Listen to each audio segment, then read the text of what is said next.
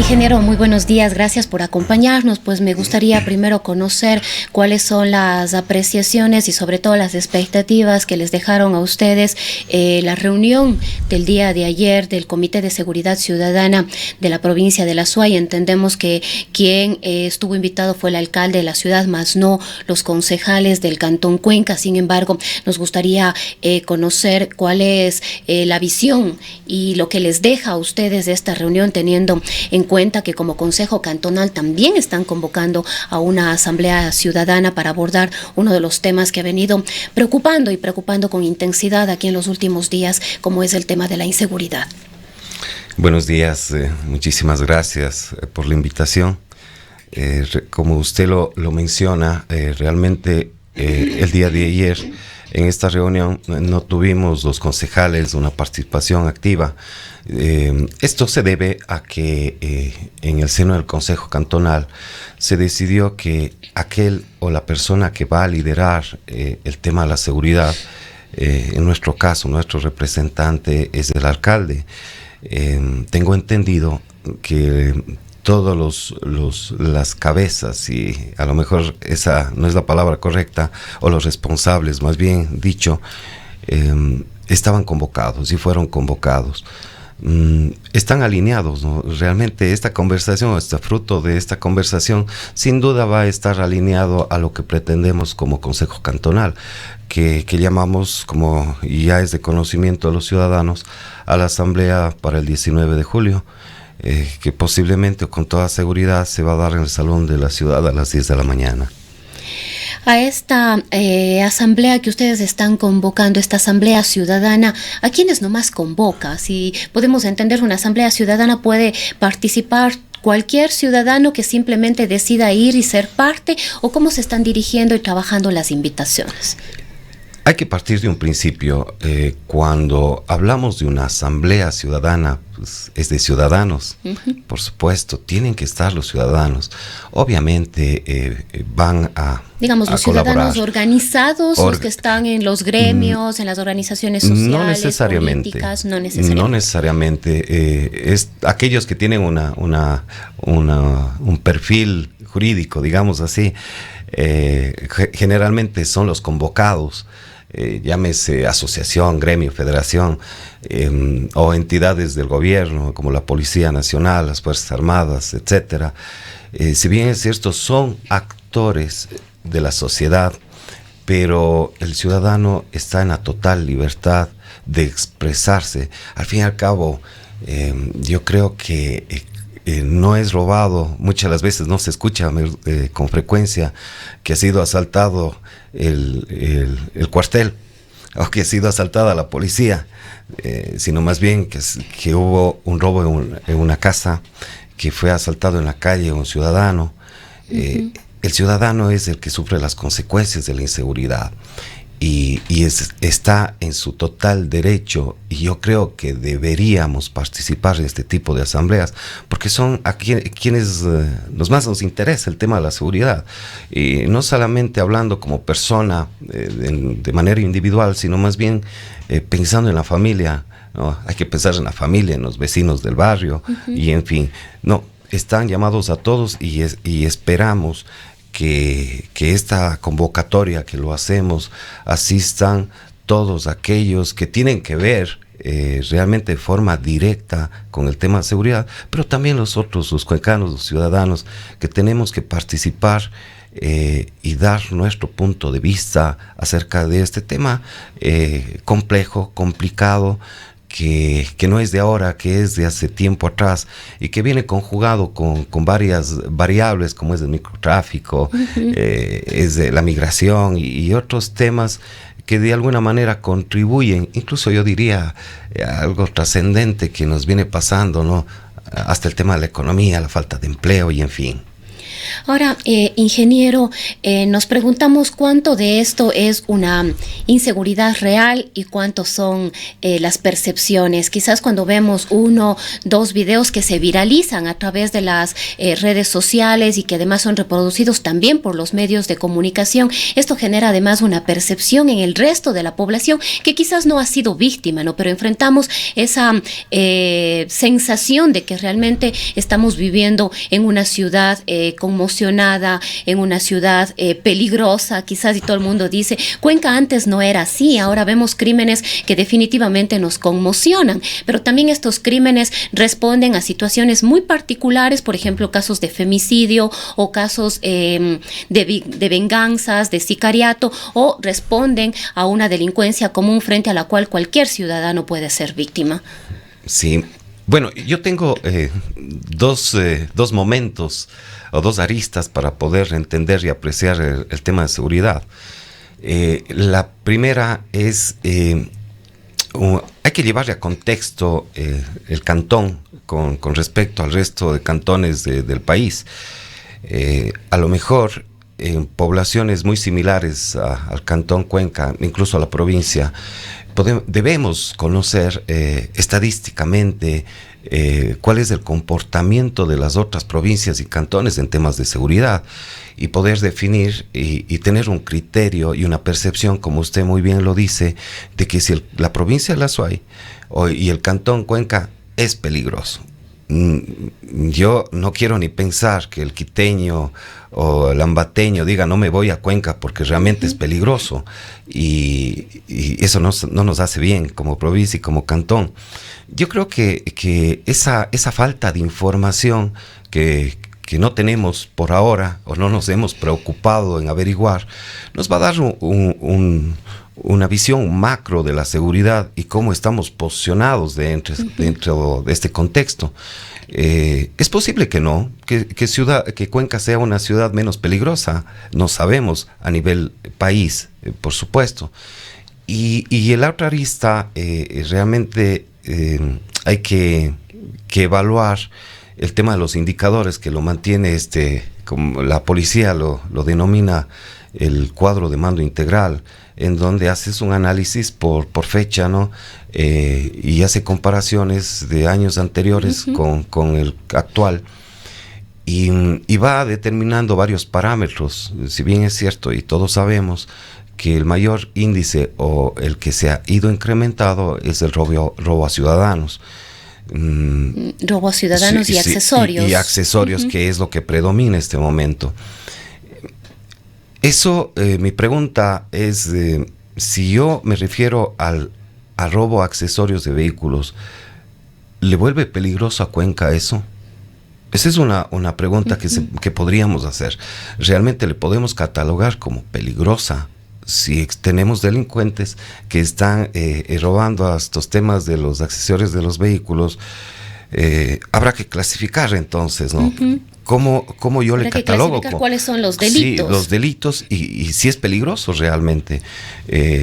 Yo creería que los cuencanos y las autoridades nos tienen que informar de la mejor manera, nos tienen que dar elementos comparativos para ver cuál es realmente nuestra situación y en función de aquello hacer un modelo de gestión conjunto con las instituciones y con los ciudadanos y llegar a tratar los problemas reales que nos interesan. Cuando hablamos de este modelo de gestión nos preguntamos también ¿hacia dónde va de acuerdo a las competencias que tiene cada una de las instancias? Por ejemplo, la Municipalidad de Cuenca en el marco de sus competencias, el Consejo Cantonal en el marco de sus competencias. ¿Cuál es la propuesta de ustedes? ¿Vamos a ir a una asamblea ciudadana llevando qué propuestas? ¿Cuál va a ser en este caso la posición de la municipalidad? ¿Vamos ya a llegar como corporación municipal con algunas ideas o este es un primer encuentro que nos va primeramente a permitir escuchar, conocer, discernir y de ahí plantearnos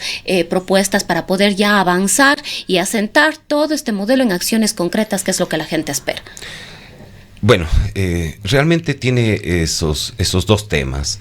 El diagnóstico, pues creo que ya lo tenemos. Y si, bueno, tenemos además que cada una de las instancias, hablamos de la Policía Nacional, el ECU 911, los otros órganos como, qué sé yo, bomberos, Cruz Roja, deben tener ya cifras comparativas además. Pero claro, ¿no?, que sí, y de hecho algunas a lo mejor nos falta por conocer, pero ya existen. Es un tema de comunicación en ese momento. Yo creo que es la hora de empezar a plantear ya cuáles son las medidas o cuáles son las acciones en este caso que debemos tomar en el ámbito de nuestras competencias como tal, y a eso viene su pregunta. Nosotros como Consejo Cantonal pues, podemos colaborar de alguna manera en el tema de la reforma de ordenanzas con respecto a cuáles son las competencias del EMOC, por ejemplo.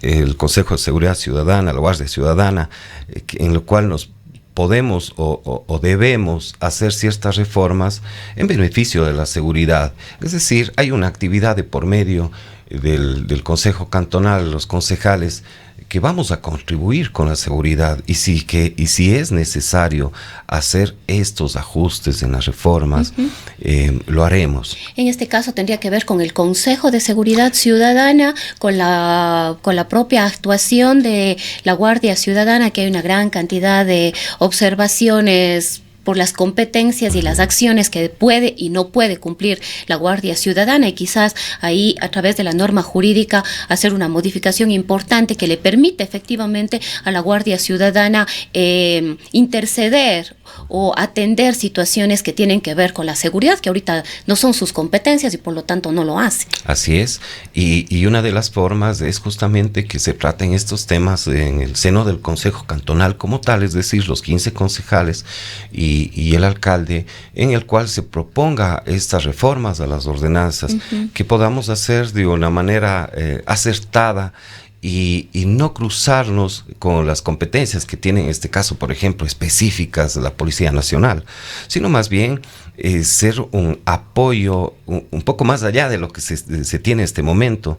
Si bien es cierto, como ejemplo, el LEMOP, LEMOP tiene una infraestructura muy adecuada para apoyar el tema de la seguridad, no solamente el tema de logístico, de cómo va, cuáles son sus rutas, cuáles son la planificación del día para el tema de controles, sino más bien puede también y debería, desde mi punto de vista, y eso lo discutiremos en el seno del Consejo Cantonal, cuál es el aporte realmente en función de sus recursos, incluso que eso es importante, los vehículos que tiene, el sistema de cámaras, el tema de comunicación, exacto, nos va a permitir que seamos mucho más eficientes y eficaces, en el cual aportemos de mejor manera a este elemento que queremos articular y sincronizar con la Policía Nacional, con el Ejército, el ECU 911 y etcétera. Yo creo que van a salir cosas muy positivas. Realmente tenemos que aprovechar los recursos de este momento. Si bien es cierto, a lo mejor es complicado tener asignaciones del gobierno en el tema de seguridad, a pesar de que no es nuestra competencia, y eso lo complica. Más bien los recursos van a ser destinados a las entidades y a los entes que les corresponde la temática. Otro de los temas que de alguna manera está relacionado y sin de ninguna manera querer caer en actitudes xenófobas tiene que ver con la presencia de personas extranjeras, especialmente con el incremento importante que ha habido en los últimos tiempos de gente de Venezuela. Sabemos que no necesariamente esto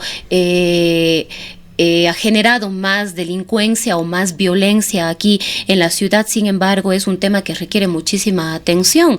Es decir, hay que tener quizás un registro del número de extranjeros que están acá, cuáles son las condiciones de cada uno de ellos, y en este sentido también poder generar políticas que permitan atender a esta población y a través de ello una disminución también, no solo de la mendicidad, sino en muchos casos de la violencia y también de la delincuencia.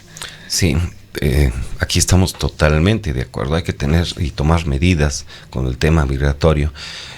Yo pude leer justo el día de ayer en una nota de la prensa en la cual la ministra dice que en Ecuador existen 300.000 venezolanos.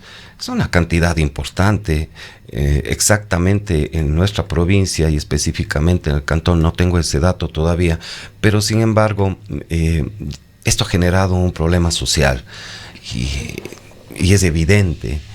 Tenemos gente, venezolanos en este caso, que están en las calles haciendo un comercio autónomo, si cabe informal. El término, informal, y que realmente están buscando una forma de vivir.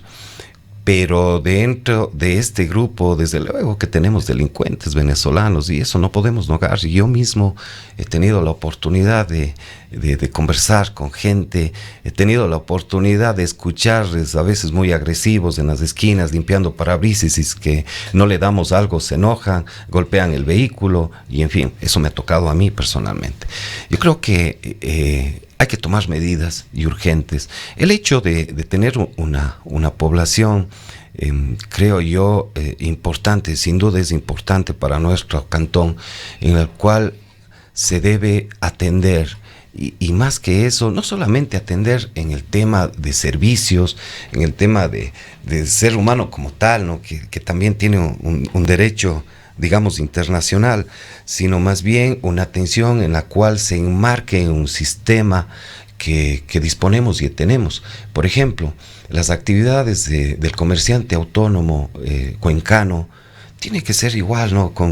Tienen que enmarcarse o incluirse y regulado con ellos también. No es posible o no puede ser posible que el autónomo tenga su uniforme, su traje, su carnet, que esté catastrado, que eso es importantísimo.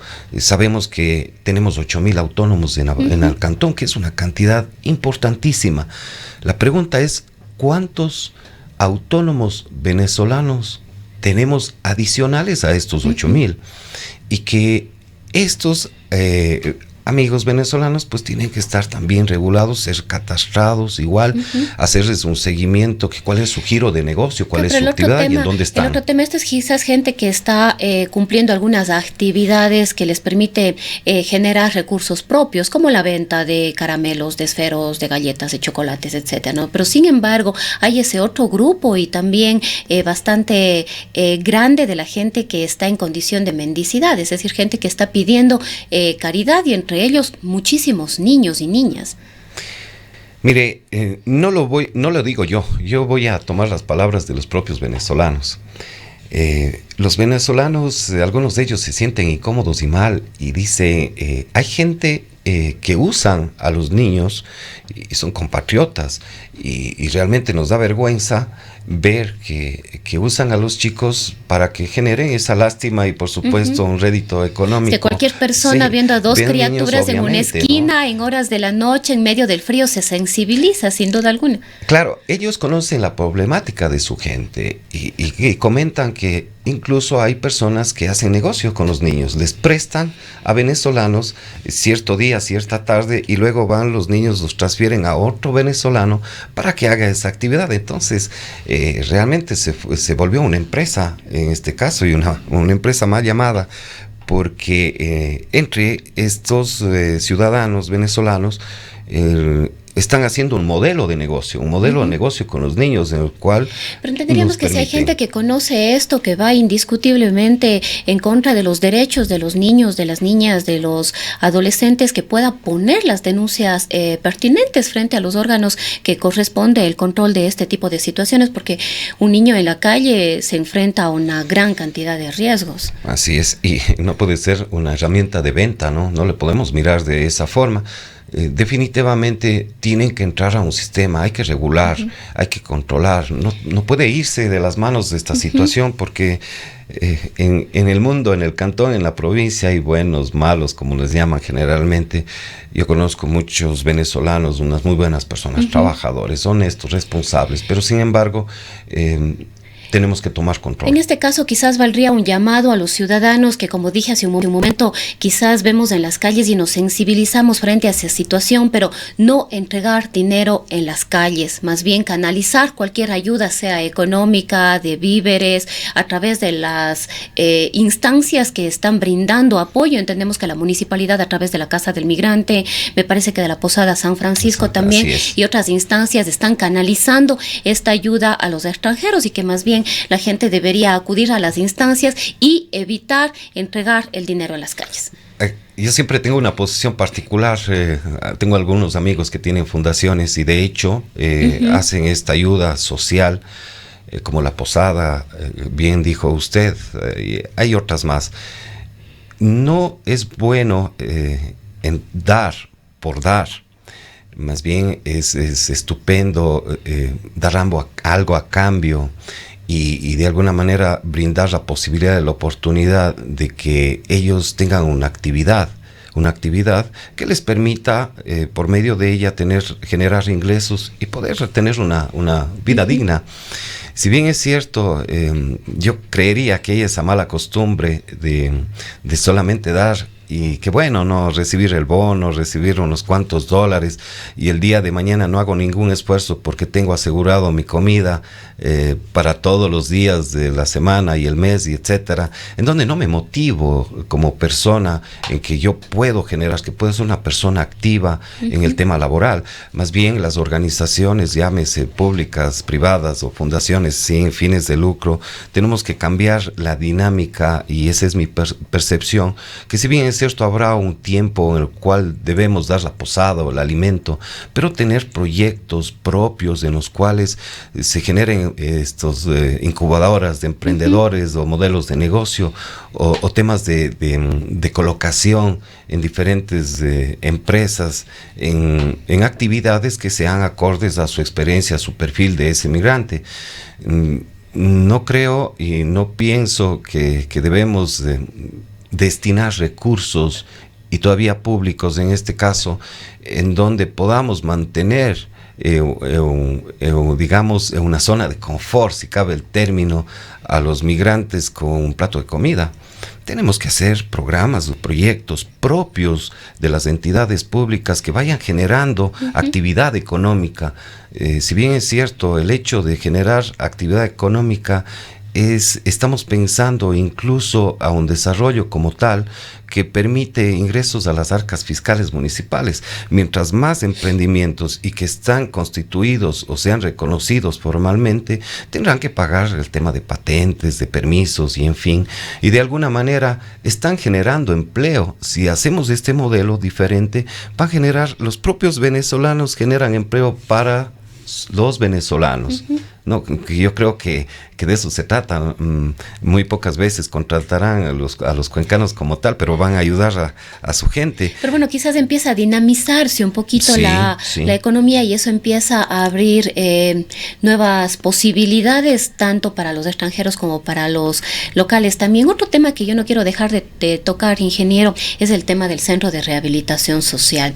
Este tema también ha generado incertidumbre en los cuencanos, en las cuencanas. Muchos consideran que las personas que están llegando al Centro de Rehabilitación Social de acá de Cuenca también de alguna manera estarían contribuyendo con que se incremente la inseguridad acá. ¿Ustedes consideran que efectivamente es así? Dialogábamos hace muy poquitos días también aquí con gente de la Policía Nacional, también con el titular de la Judicatura acá en la ciudad de Cuenca, en la provincia de La Suay, el doctor Simón Valdivieso, y él decía que no, que para nada, que más bien a él le parecía terrible, digamos así, hablar de familias delincuenciales o de grupos delincuenciales a partir de las personas privadas de la libertad. Sin embargo, miembros de la Policía Nacional decían lo contrario, ¿no? Decía que efectivamente la gente se traslada, no sé si decir con sus organizaciones también, hacia los distintos lugares en donde están. Mi percepción sobre el tema, un poquito, alguna vez tuve la experiencia en estudiar y en el tema de la seguridad como tal. Es un tema lógico, ¿no? Si yo tengo en el hospital de Quito un enfermo, que es mi familia, de hecho, yo voy a hacer lo posible de buscar la forma de estar ese tiempo, cerca, el que sea necesario, cerca de mi familia, porque está enferma, ¿no? Obviamente, y va a necesitar mi apoyo en que le suministre medicinas, en que haga contactos y que busque todas las formas para que él algún momento pueda salir del hospital. Algo similar va a pasar con el CRS de Turi. Las familias están atentas a su miembro que este momento está privado de la libertad y le va a generar el apoyo. Pero a lo mejor esto sucede con presos que no son tan peligrosos, en donde le han destinado pues esta ubicación. Pero no podemos negar que existen presos sumamente peligrosos y que vienen con banda y todo. Pero un poco decimos, la gente está llegando acá a Cuenca de distintos lugares del país, pese a que inicialmente esta iba a ser una cárcel o un centro de rehabilitación social únicamente regional. Pero si nosotros como cuencanos, como cuencanas decimos no queremos a estas personas aquí en Cuenca, es simplemente trasladar el problema. Le mandamos el problema a la Tacunga, le mandamos a Guayaquil, le mandamos a Quito. Es decir, el problema sigue ahí, simplemente lo que buscamos es trasladarlo. Así es. La ministra, y en eso yo sí realmente le doy la razón, mencionaba que existe 2.000 presos de alta peligrosidad y que si van esos traslados o esas asignaciones de los presos a las diferentes cárceles del país, pues estamos haciendo la misma dinámica y en otros cantones o provincias van a tener los mismos problemas y nunca terminamos. Más bien es un juego de ir acomodando en diferentes lugares. Eso es verdad, eso es cierto. Más bien este tipo de asamblea nos va a permitir a tomar decisiones y acciones en función de esta problemática puntual del centro de rehabilitación. Creemos y pensamos algunos compañeros que hay bandas organizadas que se deben a estos presos que están en la ciudad y realmente hacen su centro de operación externo. Si bien es cierto, su sistema de información se cruzan y pueden coordinar, porque sabemos y de hecho que los presos en complicidad, que ya se ha podido notar de los propios guardias, tienen la oportunidad de ingresar droga, teléfonos, armas y en fin. Eso, vea, eso primerito tenemos que dentro del contexto o de los puntos de vista que se puedan dar en la asamblea, hay que poner estas realidades y decir cómo va a ser posible que los presos tengan todo lo necesario para poder articular con su banda exterior, digámoslo así, en donde están completamente comunicados, internamente están protegidos entre bandas contrarias, y de hecho si están comunicados y tienen esta facilidad, los centros de operación ya no solamente son internos, son externos y están aquí. ¿Cuál sería la propuesta para el Centro de Rehabilitación Social? Yo voy a tomar las palabras de una organización eclesiástica, que no lo voy a decir, por supuesto, ahora. Estaba haciendo un trabajo muy interesante con el centro de rehabilitación. Quería reactivar el tema económico, porque ellos disponen de talleres y talleres muy adecuados y apropiados. Es decir, debe convertirse en un verdadero centro de rehabilitación. Pero claro que sí. Es el nombre, pero sabemos que realmente no es un centro de rehabilitación. Y no...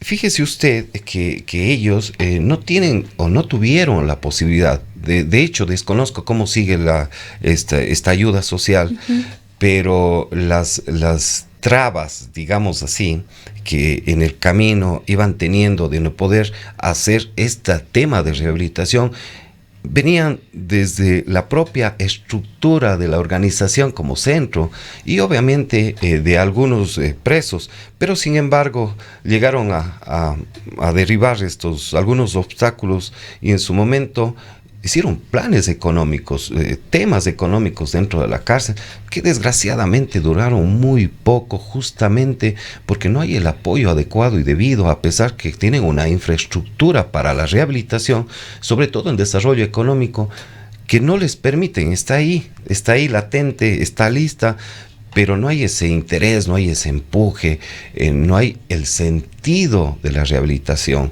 Si bien es cierto, incluso la empresa privada en su momento abrió y prestó y dio las oportunidades para que se haga maquila, que duró muy poco, desgraciadamente. Había hablamos en este caso de las mujeres privadas de la libertad, que estaban en un proyecto económico, un proyecto de fabricación de textiles, de ropa, porque tienen un taller hermoso para fabricar ropa, en los cuales cierta empresa les dio actividades y tareas o complementos textiles que ellas lo estaban realizando. Pero el acompañamiento, el seguimiento, el apoyo es importante en que estas personas puedan salir luego, y justamente es el tema de rehabilitación, se integren a la sociedad y tengan un trabajo digno en donde puedan ser recibidos y sean un aporte más, un aporte de desarrollo económico, un aporte cultural, social, pero no un aporte de inseguridad, que eso es lo que está pasando. Sale un preso y sale a robar, a lo mejor con muchas más ganas y fuerza, pero este momento no sale un preso a aportar a la sociedad, a incrementar esa fuerza laboral, esa fuerza de trabajo. La dinámica, y justamente en esta asamblea podemos decir, manden a los peligrosos y que se queden el resto. No, lo que debemos decir, ¿qué hacemos con los que están aquí? Porque estamos transfiriendo el problema. Ninguna ciudad va a querer tener lo que vivimos ahora, ¿no? Por eso es importante también saber cuál es el contexto general. Yo, si usted me permite, voy a volver a repetir lo que dije al inicio. Cuenca realmente es la ciudad más peligrosa del Ecuador. Tenemos que saber. Esos son insumos para tomar decisiones también. Fíjese usted y repito, y quienes nos escuchan y nos miran, se pongan a pensar que si tenemos un plan turístico que estamos desarrollando casualmente, quien le habla es el presidente de la Comisión de Desarrollo Económico y Turismo, que digan a los quiteños, no nos vayamos a Cuenca, realmente es peligroso, nos van a matar, nos van a robar, nos van a quitar los accesorios de mi vehículo. No, pues, no puede ser así, porque le estamos privando, estamos poniéndole un alto al turismo. Yo creo que esta información es importante para estar ubicados. Primero nos tenemos que ubicar y luego sí tomar las medidas necesarias y la acción, incluso para optimizar hasta los recursos de toda índole. Bueno, y justamente el tema del turismo es un tema muy, muy amplio que ya tendremos otra oportunidad para hablar, que además ha enfrentado una serie de inconvenientes, especialmente el de la conectividad, en fin, entre una serie de otros problemas que esperamos poder conversar más claro adelante. Sí. El tiempo es corto, son las 8 de la mañana con 15 minutos. Ha estado con nosotros el concejal Fabián Ledesma, de Nueva Generación, como él mismo ya lo manifestó, él es presidente de la Comisión de Desarrollo Económico.